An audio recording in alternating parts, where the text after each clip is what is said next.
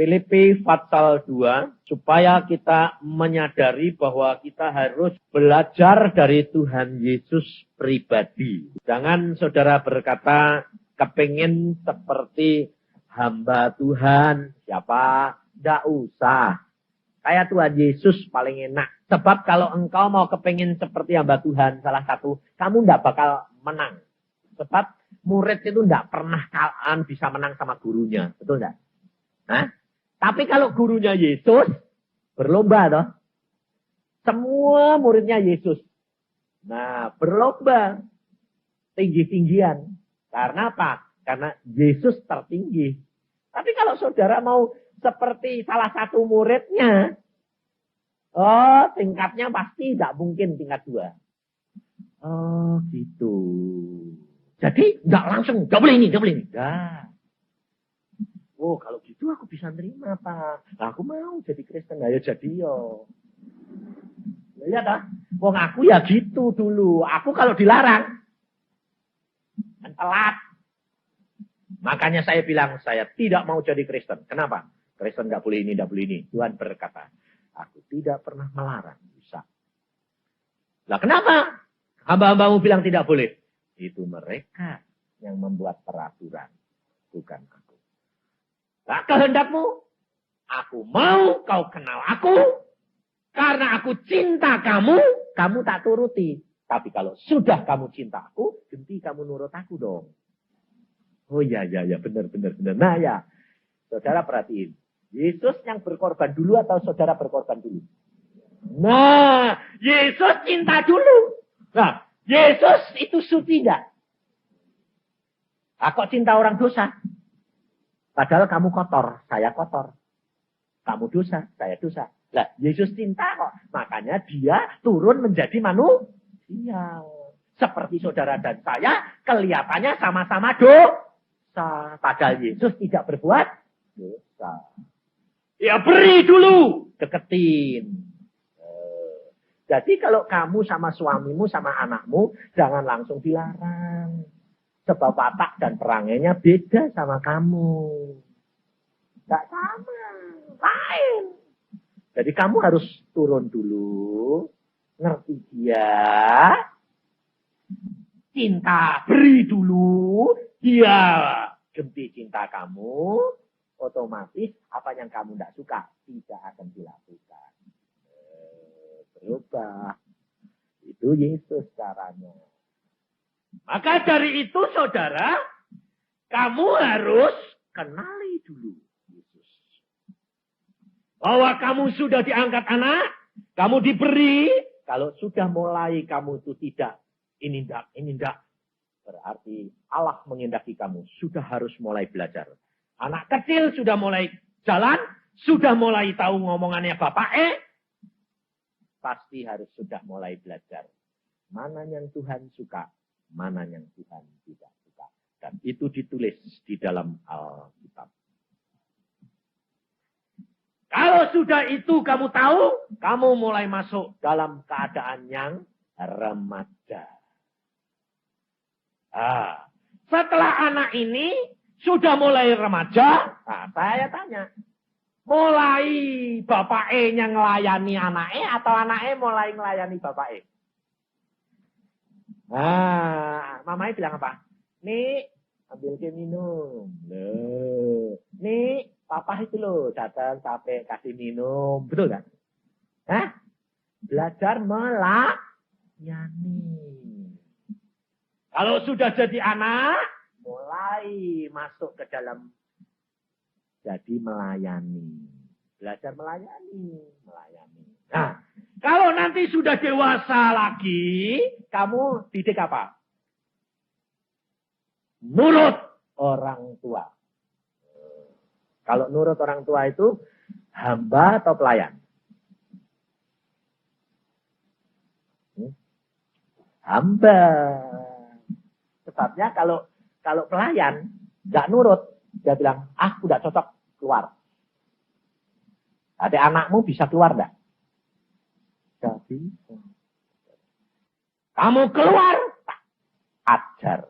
Nah, iya, kamu sudah jadi anakku. Nah, sekarang tak tanya, mau nurut atau lebih baik kamu menentang?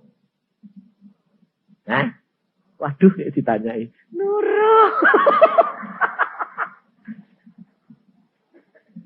Nurut.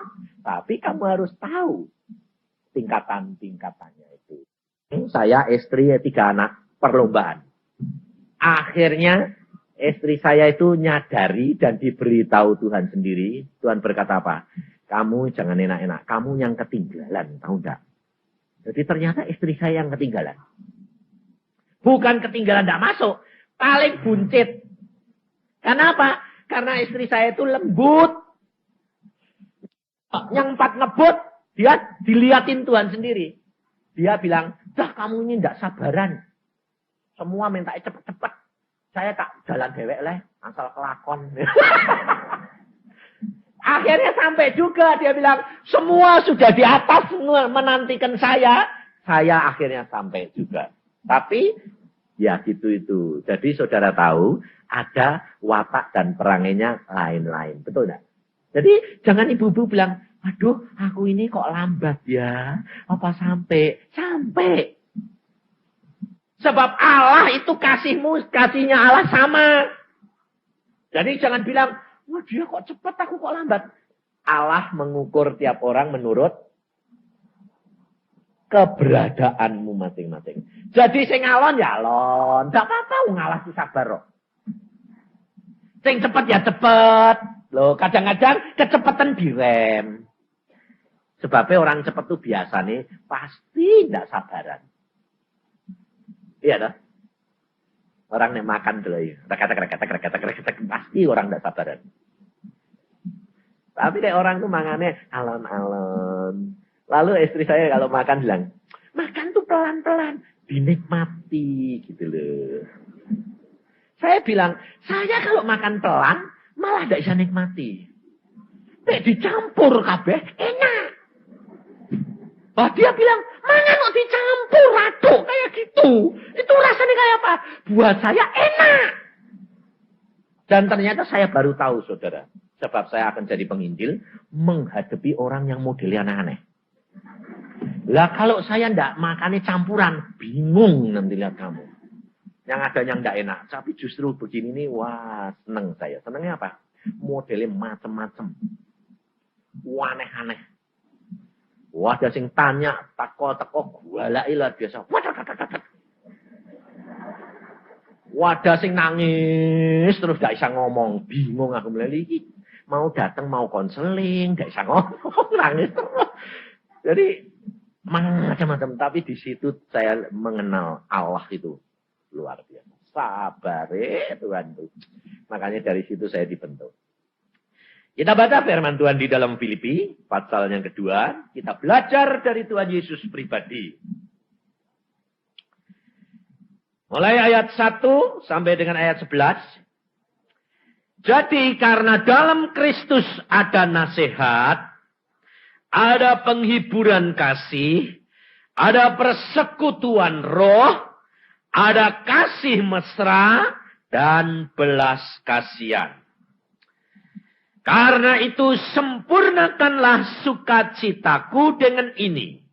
Hendaklah kamu sehati sepikir dalam satu kasih, satu jiwa, satu tujuan, dengan tidak mencari kepentingan sendiri atau puji-pujian yang sia-sia. Sebaliknya hendaklah dengan rendah hati, yang seorang menganggap yang lain lebih utama daripada dirinya sendiri. Dan janganlah tiap-tiap orang hanya memerhatikan kepentingannya sendiri, tetapi kepentingan orang lain juga. Hendaklah kamu dalam hidupmu bersama menaruh pikiran dan perasaan yang terdapat juga dalam Kristus Yesus. Yang walaupun dalam rupa Allah, tidak menganggap kesetaraan dengan Allah itu sebagai milik yang harus dipertahankan. Melainkan telah mengosongkan dirinya sendiri dan mengambil rupa seorang hamba dan menjadi sama dengan manusia. Dan dalam keadaan sebagai manusia, ia telah merendahkan dirinya dan taat sampai mati, bahkan sampai mati di kayu salib. Itulah sebabnya Allah sangat meninggikan dia dan mengaruniakan kepadanya nama di atas segala nama, supaya dalam nama Yesus bertekuk lutut segala yang ada di langit dan yang ada di atas bumi dan yang ada di bawah bumi, dan segala lidah mengaku Yesus Kristus adalah Tuhan, bagi kemuliaan Allah Bapa. Amin. Perhatikan saudara, setiap orang mempunyai bawaan dari lahir. Nah, bawaan-bawaan ini tidak sama. Jadi jangan lihat satu kepada yang lain, tapi perhatikan pribadimu sendiri. Dengan kamu mengenal kepribadianmu sendiri, kamu akan tahu kelemahan dan kelebihan. Nah, bagaimana kita dapat masuk ke dalam penyerahan diri yang 100% kepada Allah? Ini membutuhkan proses. Langkah yang pertama, harus mengenal akan keberadaan Allah kita. Tanpa saudara mengenal keberadaan Allah, saudara tidak dapat mengenal pribadimu sendiri. Sebab tidak ada bandingannya. Kamu bisa tahu dirimu sendiri bagaimana kalau tidak ada orang lain. Ya tak? Nah, jangan membandingkan sama orang lain, tapi kamu dengan Allah. Mengapa saya katakan ini? Sebab Alkitab berkata, di dalam Amsal Soleman, kita perhatikan. Di dalam Amsal pasal yang ke-8, bukankah hikmat berseru-seru dan kepandaian mendengarkan suaranya? Di atas tempat-tempat yang tinggi di tepi jalan, di persimpangan jalan-jalan, di sanalah ia berdiri. Di samping pintu-pintu gerbang di depan kota pada jalan masuk, ia berseru dengan nyaring. Hai para pria, kepadamulah aku berseru, kepada anak-anak manusia kutujukan suaramu. Hai orang yang berpengalaman, tuntutlah kecerdasan. Hai orang bebal, mengertilah dalam hatimu. Dengarlah, karena aku akan mengatakan perkara-perkara yang besar dan akan membuka bibirku tentang perkara-perkara yang tepat. Karena lidahku mengatakan kebenaran dan kefasikan adalah kekejian bagi bibirku. Segala perkataan mulutku adalah adil, tidak ada yang belat-belit atau serong. Semuanya itu jelas bagi yang cerdas, lurus bagi yang berpengetahuan. Terimalah didikanku lebih daripada perak dan pengetahuan lebih daripada emas pilihan. Karena hikmat lebih berharga daripada permata, apapun yang diinginkan orang tidak dapat menyamainya. Aku hikmat, tinggal bersama-sama dengan kecerdasan, dan aku mendapat pengetahuan dan kebijaksanaan. Takut akan Tuhan ialah membenci kejahatan. Aku benci kepada kesombongan, kecongkaan, tingkah laku yang jahat, dan mulut penuh tipu muslihat. Kalau sampai sini, kalau saudara perhatikan wejangan hikmat ini, Salomo 8, ini bicara tentang hal pribadinya Tuhan Yesus. Karena hikmat Allah adalah Kristus. Kristus itu adalah hikmat Allah.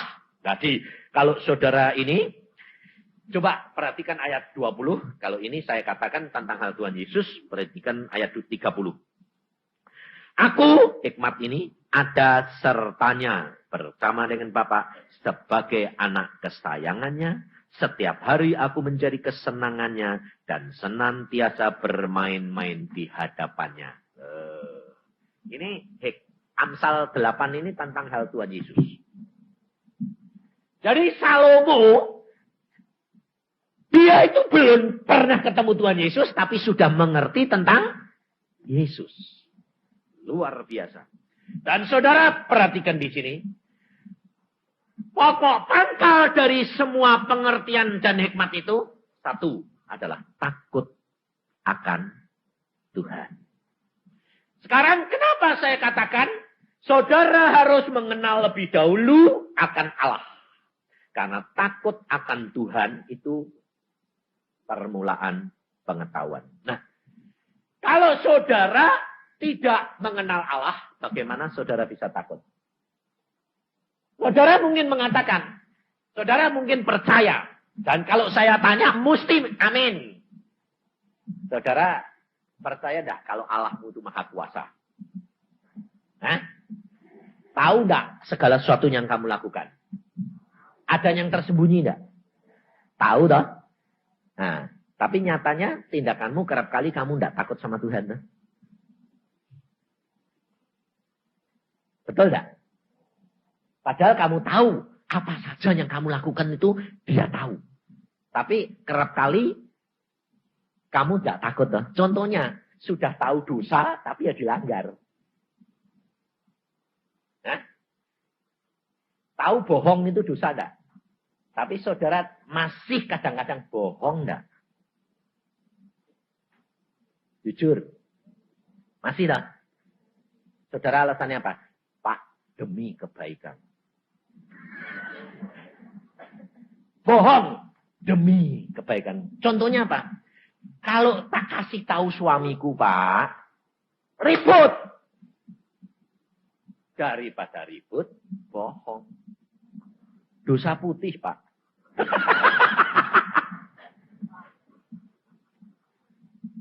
Itu dosa enggak? Tetap dosa. Lah timbang ribut, Pak. Loh, saya berkata, ribut itu salah. Tapi bohong tetap bohong.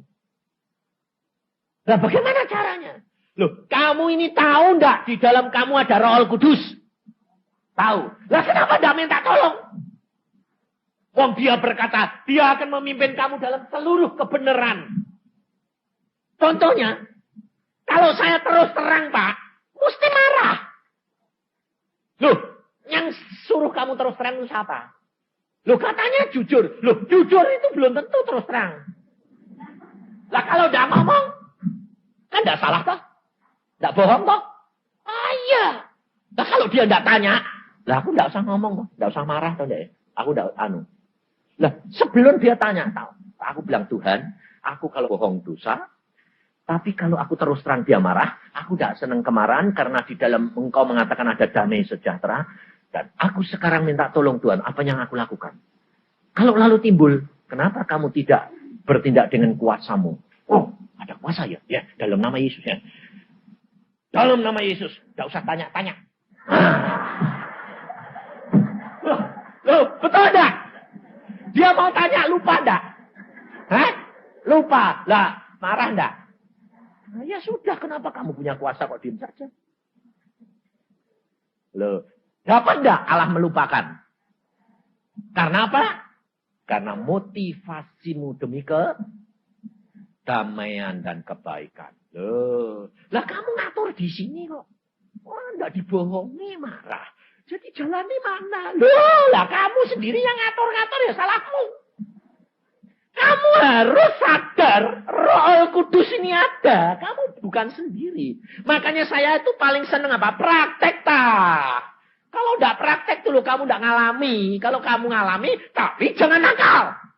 Nanti kalau sudah punya kuasa gitu, enggak tanya lagi. Setiap kali kata mbok tengcingi terus bubar. Salah lagi.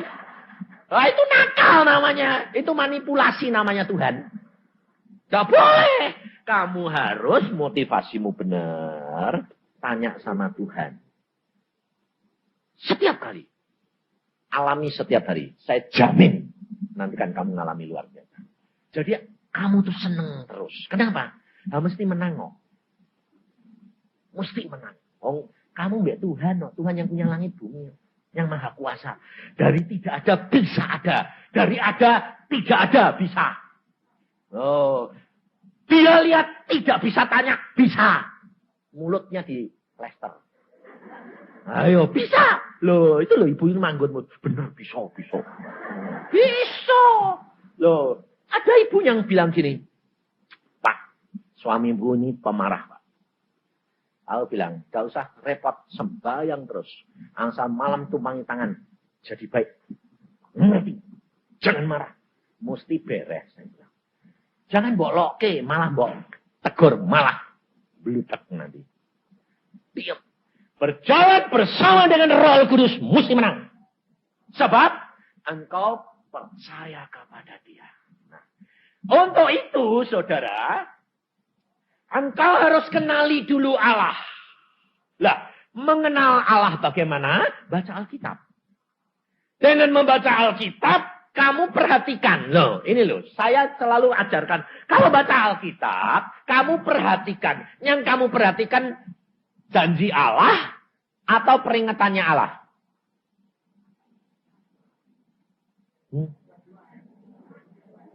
Loh, dua-dua pasti. Tapi yang cepat nyentel yang mana?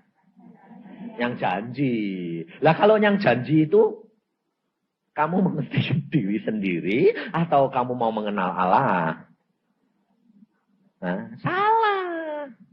Kalau janji, itu demi buat kita. Tapi kalau peringatan untuk Allah. Loh, sebab kamu lebih senang anakmu mengingat-ingat janjimu atau peringatanmu? Ayo. Lebih senang kalau anakmu ingat-ingat peringatan, itu tandanya taat. Loh. Contohnya, kamu bilang gini, janji. Nah, kalau kamu belajar pintar, naik, tak beli sepeda. Bagus. Sing diinget-inget sepeda nih mah. Sepeda nih mah. Tapi belajar enggak. Kira-kira mau kasih enggak? Lah itu kamu. Betul tak? Janjinya Tuhan berkata dikasih suami yang memanis di mana? Lakukan dulu bagianmu, nyenengkan hatinya Tuhan. Semuanya janjinya mesti dikenapi. Jadi kalau baca Alkitab, perhatikan. Tuhan itu punya otoritas. Tuhan itu ngomong di Alkitab. Kamu sembunyi di bawah laut sekalipun tak pegang. Kenapa? Tak suruh ular gigit kamu. Loh, lah disuruh gigit tak muncul meneng. Loh, lari lagi ke tempat di. Tidak ada tempat persembunyian bagi kita.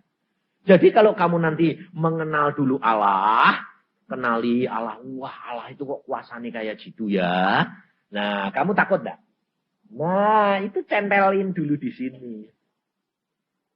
Kalau kamu sudah takut akan Allah, kalau diperingatkan sedikit, kamu nanti jiwamu langsung ngomong, memperingatkan firman.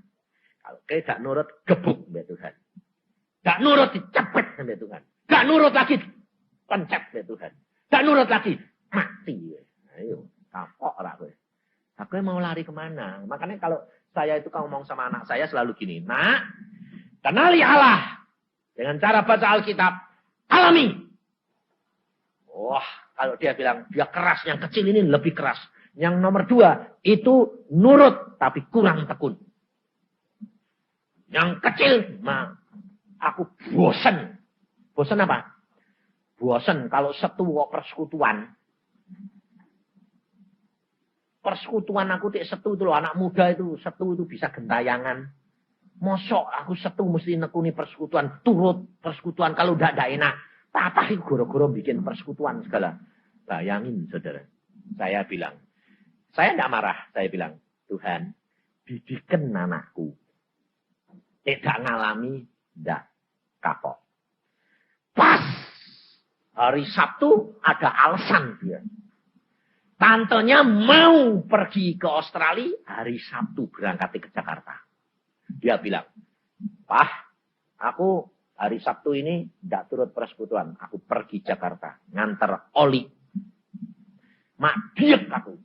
Lalu bilang, Tuhan, anakku kok melarikan diri. Tuhan berkata apa? Biarin. Kalau tidak ngerasain tak gebuk, tidak sadar. Oh ya bagus. Lalu dia naik motor, nyari temennya, diajak pergi ke Jakarta, sengaja.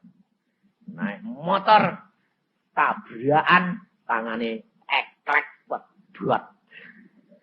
Putus tangan kanan lagi. Saya kasih tahu, anak putus tangannya anakmu. Saya tanya, nak, enak nak. Gak tak marahi. Enak nak. Waduh, sakit ya Pak. Nah, terus kamu sudah tanya, kenapa kok hal ini dibiarkan? Sudah. Tuhan bilang apa? Kamu mau melarikan diri, lari kemana? Aku lebih kuasa dari kamu. Nah terus, ya tak pikir-pikir ya rugi terus ya. Aku mau lari, nyatanya tanganku diputusin. Nah kalau diputusin gini, aku ya tidak bisa pergi. Wis gitu cekot-cekot, tetap mesti persekutuan. Tak pikir-pikir Pak, daripada gini, kok ini baru sini.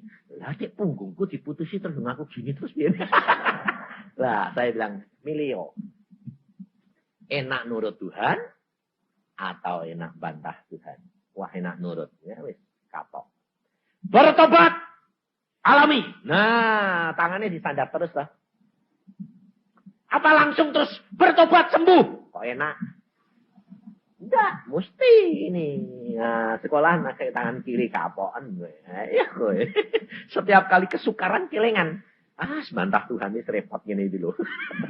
Nah, akhirnya lebih taat, lebih setia. Bahkan sekarang dia yang nekuni persekutuan dan pemimpin musik dan khotbah dia. Bayangin. Allah, saya enggak marah. Saya cuma rasain dulu. Sebab aku kenal Allahku. Jadi jangan saudara, kasihan dong Tuhan. Kayak gitu. Lah. Itu berarti kamu kurang percaya bahwa Allah mendidik anakmu lebih daripada kamu. Kamu bisa ditipu anakmu.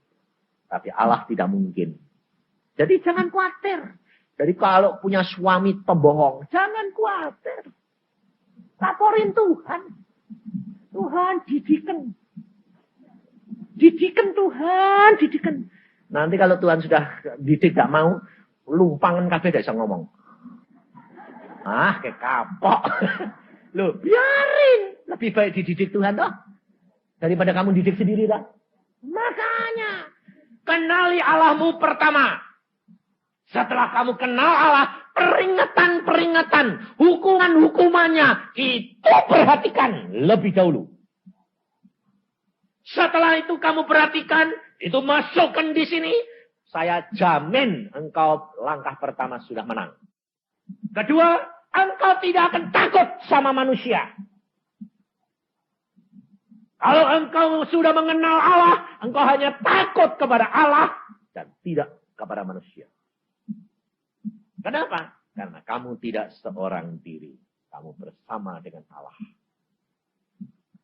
Nah, kalau kamu peka terhadap peringatan-peringatan Allah, otomatis kamu takut akan berbuat dosa. Betul nggak? Kalau takut berbuat dosa, berarti suci. Kalau suci, Allah senang.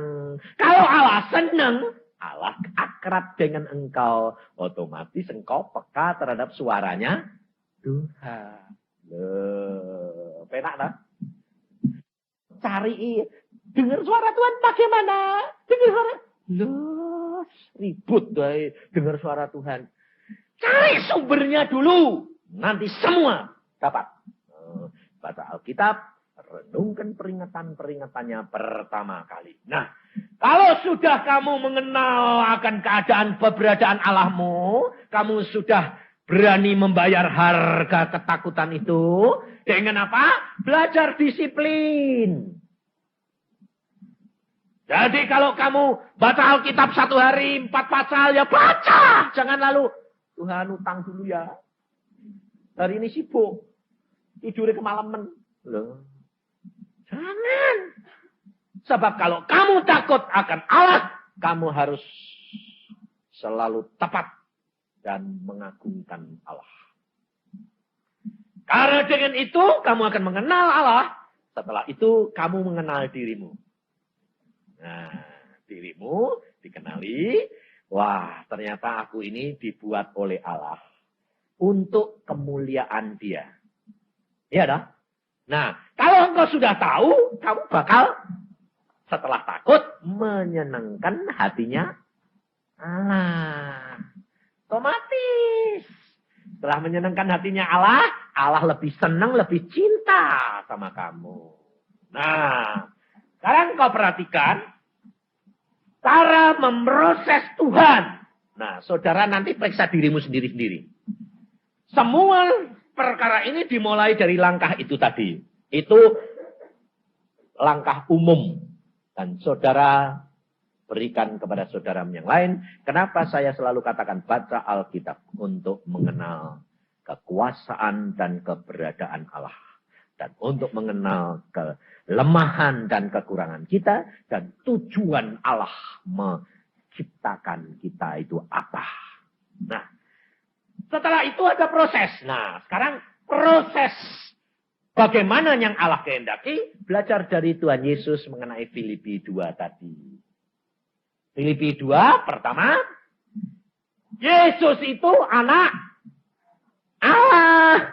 Nah, saudara dan saya pada waktu bertobat kepada Tuhan. Saudara diangkat anak atau diangkat apa? Hah? Diangkat anak. Demikian kau bertobat, dibaptiskan. Perhatikan loh. Bertobat, percaya, dibaptis. Kalau ada orang percaya tidak mau dibaptis, belum sah jadi anaknya. Tapi bukan baptis itu menyelamatkan. Tidak. Itu syarat. Kalau orang percaya belum dibaptis, mati. Bisa masuk surga tidak? Bisa. Kalau memang tidak kesempatan baptis. Contohnya pencuri di atas kayu salib. Lah dia sudah disalib itu piye? Bukan nyemplung dicopot neh, ditemplek noneh ya tidak bisa. Nah, boleh. Apa orang yang percaya terus sakit mati. Jadi harus itu dilakukan. Nah, saudara dan saya sudah percaya dibaptis, itu saudara sudah diangkat menjadi anak. Nah, masalahnya sekarang anak itu berapa tahun tumbuh enggak? Kira-kira kalau kamu melahirkan anak, lahir ceprot, woi, tapi puluhan tahun, woi, terus dia. Bapake, ibuke ngenes enggak? Mongkok sih mongkok, tapi wah, asal mau makan ya, wah. Ibune piye? Ngenes toh. Kenapa kok ngenes? Enggak normal. Tuhan Yesus dulu. Lihat kamu ini loh, bingung. Ngenes. Sebab anak-anaknya itu banyak yang enggak normal. Kenapa enggak normal ya? Bayi terus. Ngomong enggak bisa. Minta enggak bisa. Kehendak bapak ya enggak ngerti. Loh, bayi itu ngerti enggak? Jujur sekarang. Kamu ngerti enggak? Kehendak bapakmu di surga. Ayo, sudah berapa lama kamu jadi orang Kristen? Enggak ngerti dah? Enggak ngerti dah? Karpe Tuhan ini piye toh? Tuhan berkata, aku ngomong setiap hari. Mana aku enggak dengar? Betul dah? Nah itu bayi atau sudah mulai dewasa? Hati-hati. Saudara tidak sadar. Anggota-anggota gereja, pendeta-pendeta tidak sadar. Bahwa jemaatnya masih bayi semua. Cuma datang ke gereja, cuma datang ke persekutuan di suapi. Nih makan. Udah kenyang, pulang. Lapar, datang lagi.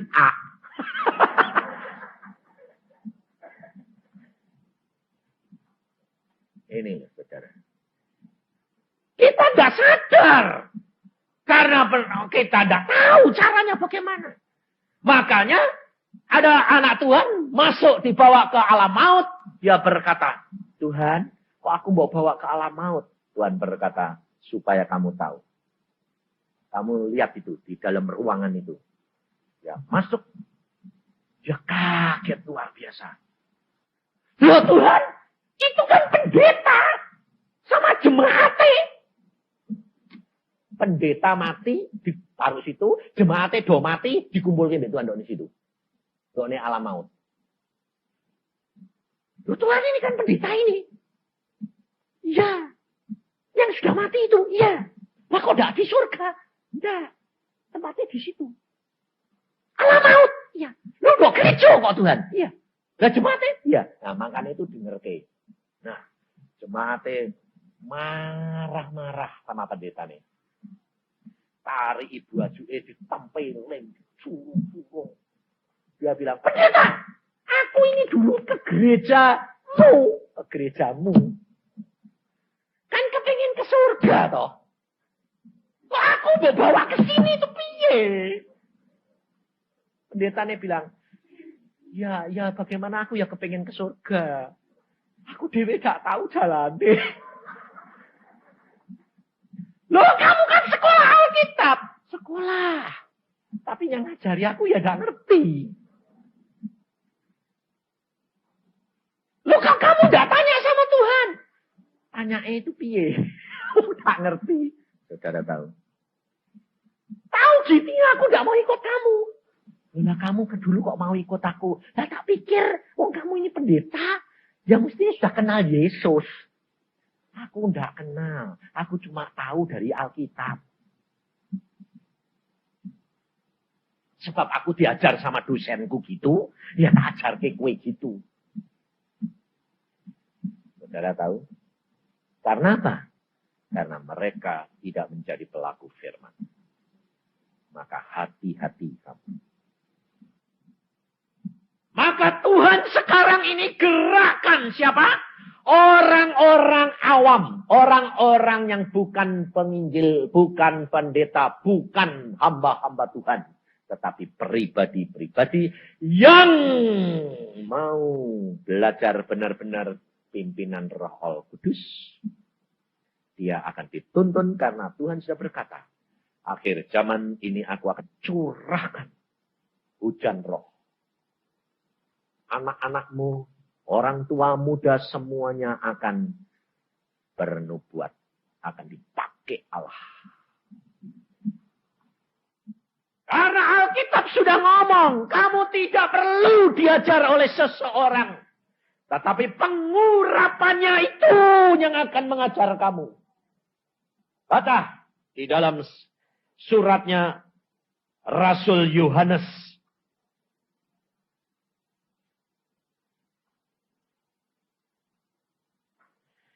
Di dalam 1 Yohanes pasal yang kedua ayat yang ke-27. Perhatiin saudara.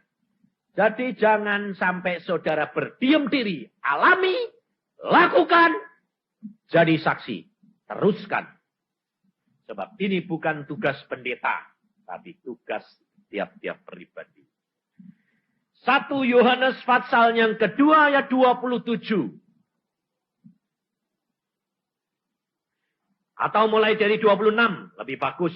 Semua itu kutulis kepadamu, yaitu mengenai orang-orang yang berusaha menyesatkan kamu. Sebab di dalam diri kamu tetap ada pengurapan yang telah kamu terima daripadanya, Yesus. Karena itu tidak perlu kamu diajar oleh orang lain. Tetapi sebagaimana pengurapannya mengajar kamu tentang segala sesuatu. Dan pengajarannya itu benar. Tidak dusta. Dan sebagaimana ia dahulu telah mengajar kamu, demikianlah hendaklah kamu tetap di dalam dia. Ini loh saudara. Kalau saudara tahu ayat-ayat Alkitab ini, saudara tidak akan disesatkan dan dibingungkan. Nanti ada ajaran bilang gini, nanti ajaran bilang gini, kamu bingung. Karena apa? Karena kamu tidak mau belajar dari Roh Kudus sendiri. Karena kamu belum mengenal akan keberadaan Allahmu yang maha kuasa. Kalau engkau sudah mengenal, pikiranmu sudah dipenuhi dengan Roh Al-Kudus. Pimpinan Roh Al-Kudus. Dan belajar semua. Allah akan menggenapkan. Jadi ada apa-apa umpamanya. Kalau kita mau menghadap Tuhan, harus cuci muka dulu. Mandi dulu. Sikat gigi dulu. Lalu apalagi? Sisiran dulu.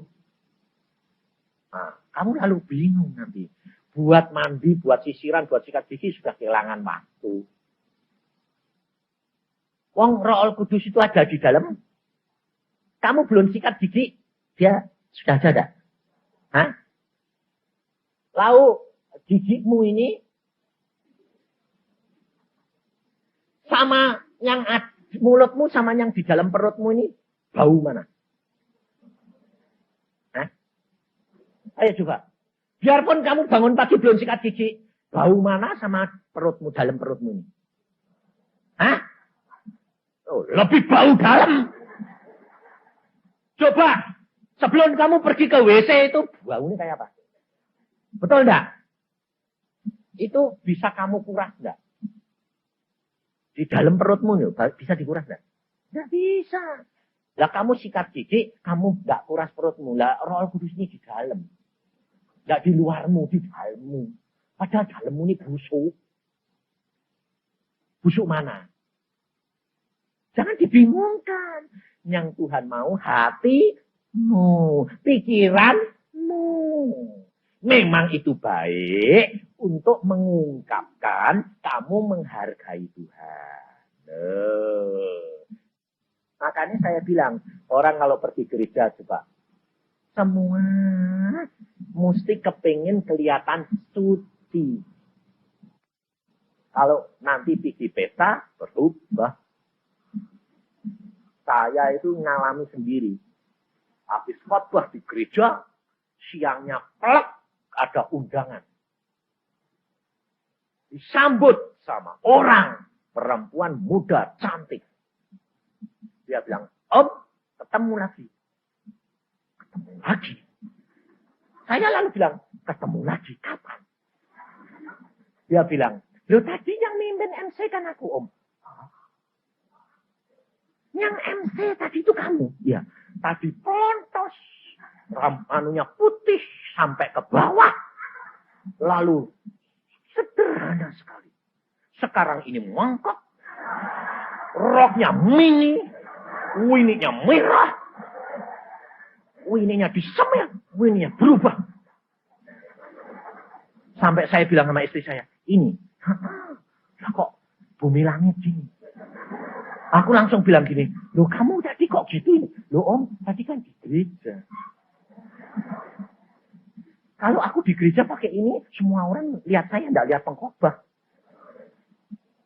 Betul juga, betul lah? Betul. Tuhan tahu enggak? Kamu pakai segitu-gitu, Tuhan ikut enggak? Hah? Lihat enggak? Nah, Tuhan ini pilih. Loh, kok sekarang jadi gini? Kok tadi kok lembut? Loh, saudara tahu? Tuhan itu enggak mau gitu. Tuhan maunya apa? Apa adanya. Boleh, kamu gitu boleh. Boleh. Enggak apa-apa, enggak. Tapi harus punya motivasinya tulus di hadapan Tuhan. Loh. Saya sampai tanya, loh kamu macak kayak gini untuk siapa? Lalu dia jawab apa nih? Ya untuk calon orang belum punya Om. Wah cocok, saya bilang. Benar. Betul, saya bilang. Loh, betul enggak? Om dia memang belum punya. Boleh, boleh. Untuk calonnya. Loh. Tapi ibu-ibu kalau pergi pesta begitu, untuk siapa?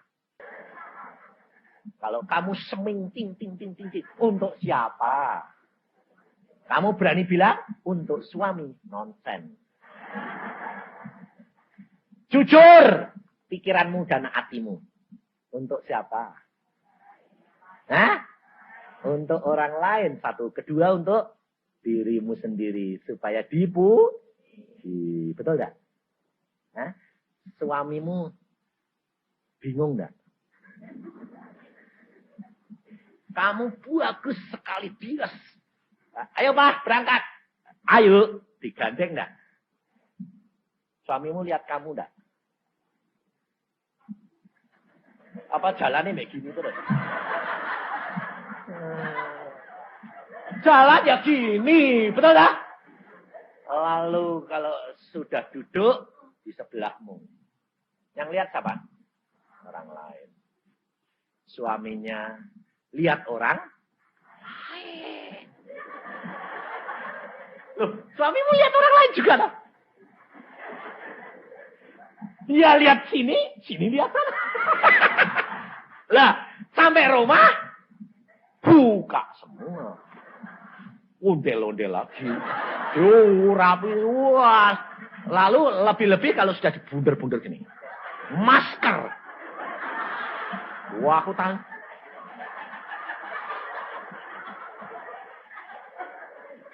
Langsung tidur madep sana enggak?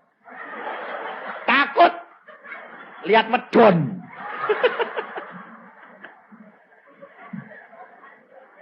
Saudara tahu? Loh, benar enggak? Makanya itu saudara itu harus sadar.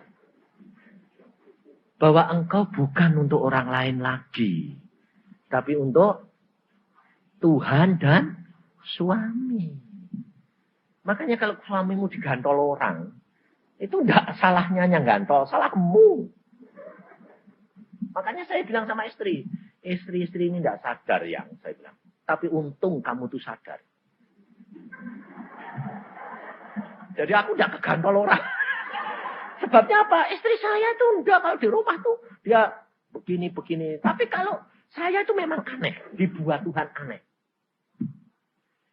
Dia kalau malah ruwe-ruwe malah saya itu ketarik. Bingung aku lah. Loh Tuhan aku ini kok aneh mataku sekarang. Kalau malah ruwe-ruwe kok gairah. Kalau rapi kok.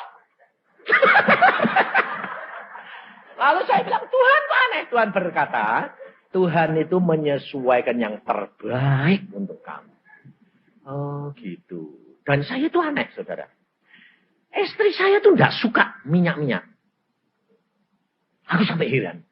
Kalau saudara pergi ke rumah saya, boleh tanya istrinya Pak Samudi, minyak apa aja ada. Tapi semua komplit enggak pernah dipakai.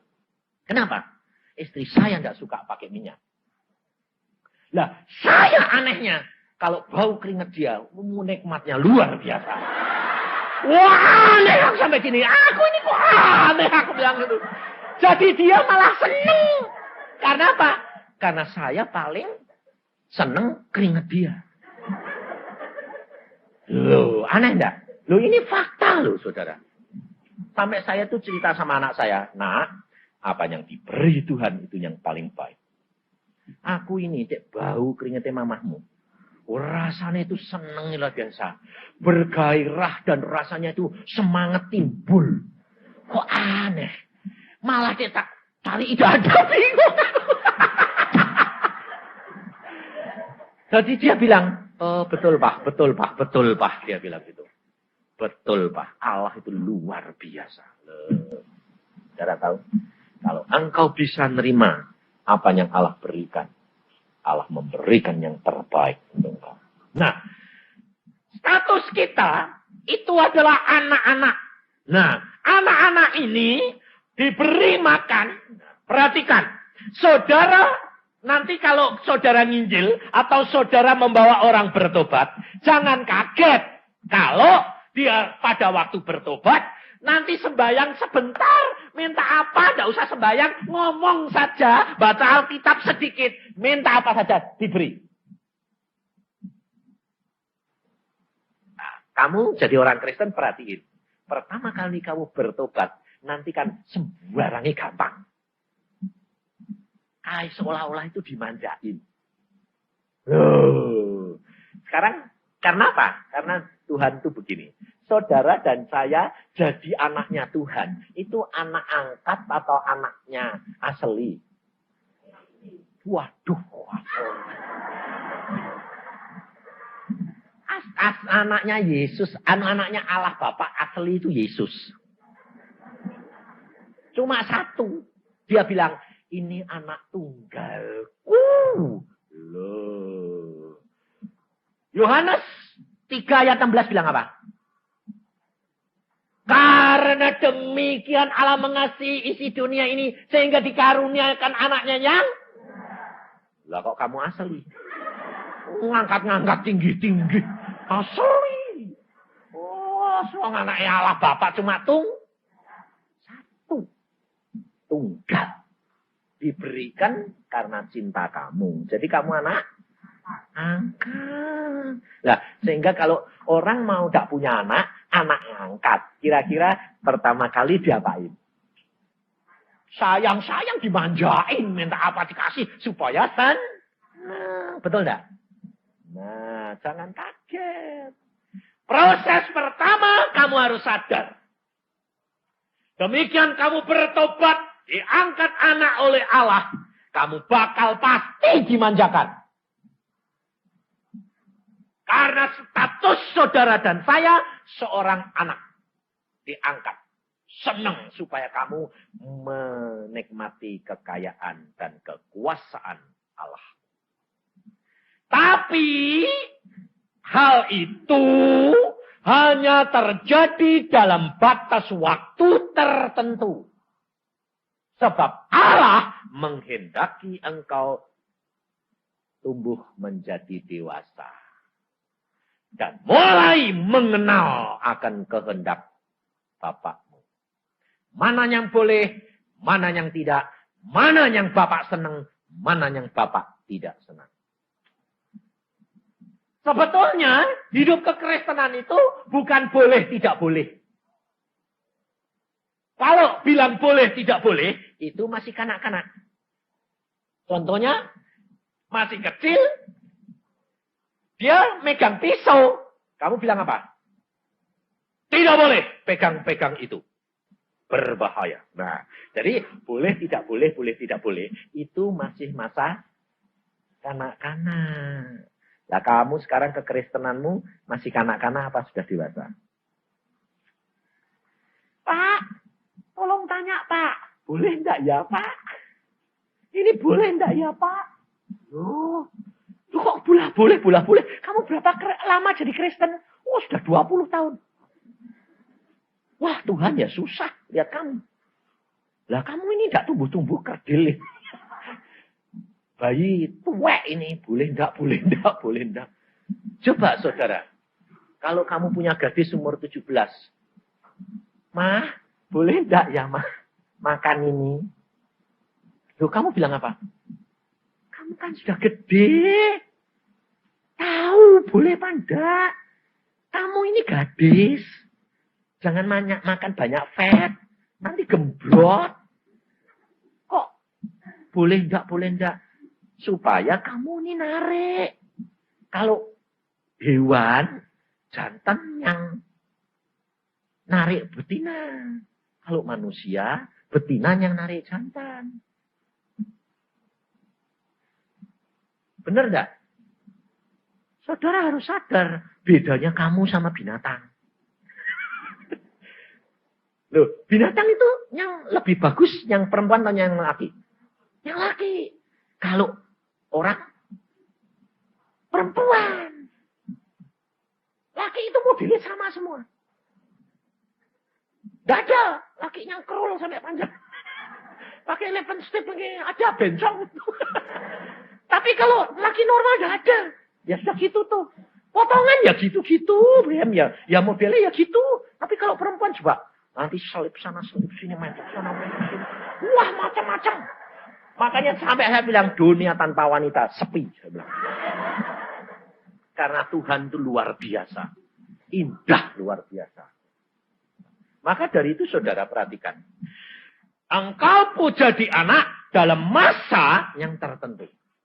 Kalau Allah sudah mulai mendidik kamu, minta tidak dikasih, minta tidak dikasih, berdoa ini tidak, ini kok mepet, tanya kok tidak dijawab. Itu tandanya kamu sudah, waktumu sudah habis. Sekarang kamu harus mengenali Allah. Berarti kamu harus lebih tekun, lebih mengenal Allah. Mana yang Allah suka, mana yang Allah tidak suka. Bukan boleh, tidak boleh. Ngerti? Ada orang, Bapak tanya saya gini. Saya tidak mau jadi Kristen, Pak. Kenapa?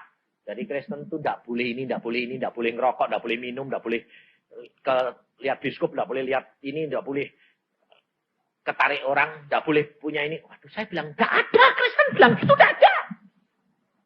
Loh, masa Pak? Tidak ada. Lah Kristen bagaimana? Gini. Kamu dulu waktu jatuh cinta sama istrimu punya larangan-larangan enggak? Aku mau. Tapi tidak mau laki-laki yang ngerokok. Tidak mau peminum.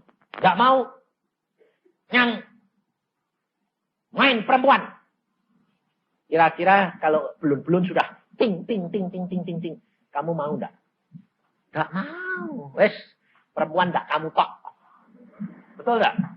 Tapi kalau kamu jatuh cinta sama dia, terus kamu perhatikan, oh, dia aku ngerokok di depan dia, si perempuan ini batuk-batuk terus keselak-selak.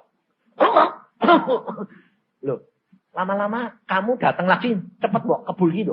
Bawa gitu. Loh, kamu seneng belum dapat. Kamu kalau datang ngerokok enggak? Oh ya enggak. Kenapa? Nah kalau aku ngerokok enggak dapat. Nah, karena kamu cinta, jadi kamu otomatis enggak mau ngerokok toh. Iya. Nah, Yesus begitu. Kalau kamu mau cinta Yesus, dekat Yesus, nyenangkan Yesus, otomatis yang Yesus enggak suka, kamu enggak lakukan. Oh gitu. Jadi enggak langsung, enggak boleh ini. Enggak. Oh kalau gitu aku bisa nerima Pak. Nah, aku mau jadi Kristen. Nah, ya jadi yo. Lihat ah. Wong aku ya gitu dulu. Aku kalau dilarang. Telat. Makanya saya bilang saya tidak mau jadi Kristen. Kenapa? Kristen enggak boleh ini, enggak boleh ini. Tuhan berkata, aku tidak pernah melarang. Bisa. Nah kenapa? Hamba-hambamu bilang tidak boleh. Itu mereka yang membuat peraturan. Bukan aku. Nah kehendakmu. Aku mau kau kenal aku. Karena aku cinta kamu. Kamu tak turuti. Tapi kalau sudah kamu cinta aku. Ganti kamu nurut aku dong. Oh iya. Benar. Nah ya. Saudara perhatiin. Yesus yang berkorban dulu atau saudara berkorban dulu? Nah. Yesus cinta dulu. Nah. Yesus itu suci enggak? Kok cinta orang dosa? Padahal kamu kotor, saya kotor. Kamu dosa, saya dosa. Ya beri dulu, deketin. Jadi kalau kamu sama suamimu, sama anakmu, jangan langsung dilarang. Sebab watak dan perangainya beda sama kamu. Tidak sama, lain. Jadi kamu harus turun dulu, ngerti dia, cinta, beri dulu, dia genti cinta kamu, otomatis apa yang kamu tidak suka tidak akan dilakukan. Berubah. Itu Yesus caranya. Maka dari itu saudara, kamu harus kenali dulu Yesus. Bahwa kamu sudah diangkat anak, kamu diberi, kalau sudah mulai kamu itu tidak, ini enggak. Berarti Allah mengendaki kamu. Sudah harus mulai belajar. Anak kecil sudah mulai jalan. Sudah mulai tahu ngomongannya Bapak pasti harus sudah mulai belajar. Mana yang Tuhan suka. Mana yang Tuhan tidak suka. Dan itu ditulis di dalam Alkitab. Jamin api. Mari kita masuk dalam doa.